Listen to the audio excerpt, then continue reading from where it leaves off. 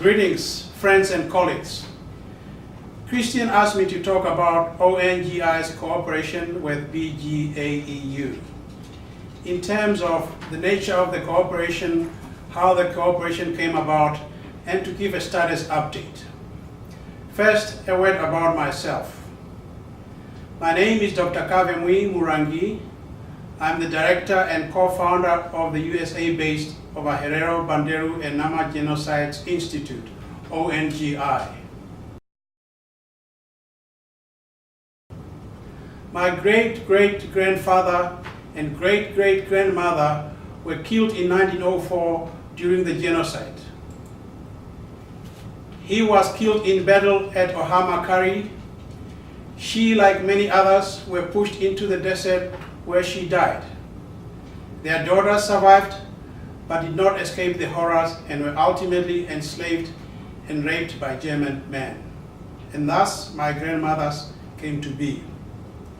And they never received recognition from their fathers. So what is the nature of our cooperation with BGAEU?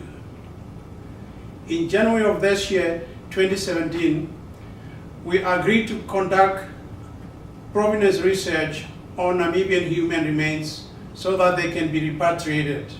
BGAEU currently holds the remains of 11 Namibian individuals. How did the cooperation come about?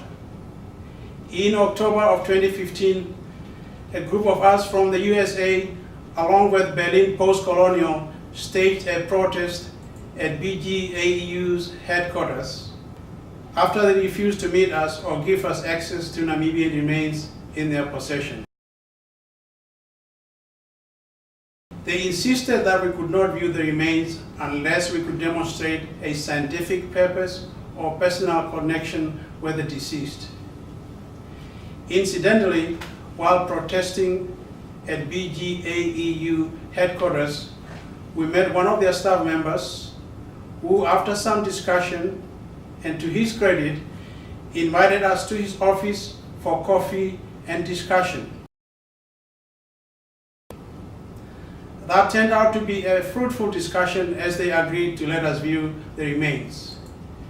During that same conversation, an idea was born that perhaps we could work together instead of being at loggerheads, and that we could pool our resources and energies and direct them towards a common goal of research and timely repatriation of these remains. ONGI welcomed this as a way to shape the nature and timing of the research and the repatriation. So where are things today? Time-wise, we have divided the project in several phases. Phase 1 involved planning, laying down some ground rules and guiding principles, and developing research questions. Phase 2, and this is where we are currently, involves taking stock and conducting initial research on what is known about the 11 remains. This involves conducting archival research and combing through documents and publications for information about these remains, including looking in BGAEU and other German archives. To date, our German counterparts have summarized, translated, and shared the information with us, and we are busy studying and analyzing the information.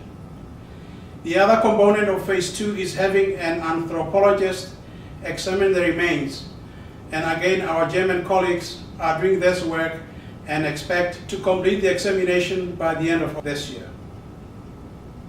In phase 3, the two organizations will use the information collected and compiled in phase 2 to develop a specific research plan and a funding proposal. We are hoping to secure third-party funding from a variety of sources, including the German government, religious institutions, and other philanthropic organizations. Funds will mainly cover travel and documentation, as well as anthropological analysis and molecular analysis if necessary.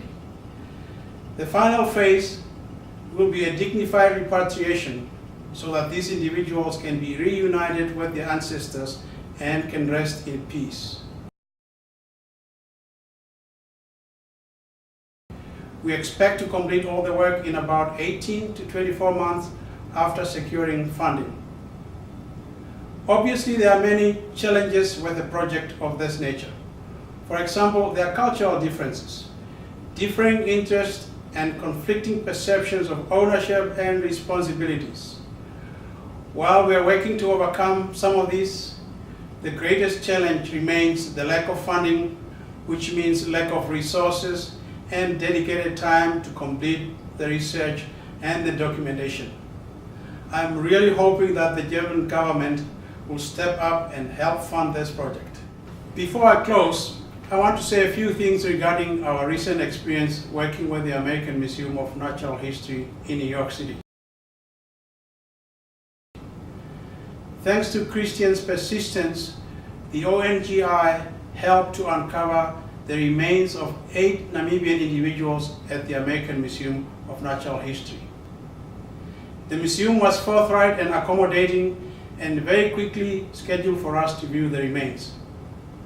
After the viewing, we had a good and candid discussion, and I want to share a few highlights from that conversation.